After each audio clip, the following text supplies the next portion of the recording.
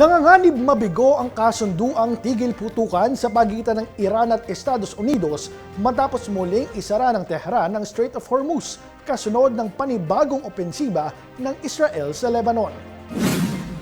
Nanawagan ng White House na agad buksan muli ang mahalagang daluyan ng langis at tiniyak na ipagpapatuloy ang usapang pangkapayapaan. Sa kabila ng ceasefire, nagpapatuloy ang palitan ng drone at missile attack sa Iran at mga karatig bansa habang pinaigting ng Israel ang pag-atake laban sa grupong Hezbollah sa Lebanon. Sa Beirut, hindi bababa sa 182 katao ang nasawi at daan-daan ang sugatan sa isa sa pinakamadugong insidente sa kasalukuyang sigalot.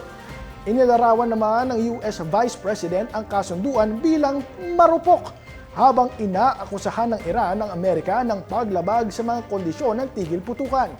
Hindi rin magkasundo ang dalawang panig kung saklaw ba ng kasunduan ng sitwasyon sa Lebanon. Samantala, nananatiling hindi malinaw ang kabuuang detalye ng kasunduan, kabilang ang issue sa nuclear program ng Iran at ang paniningil umano nito ng bayad sa mga barkong daraan sa Strait of Hormuz.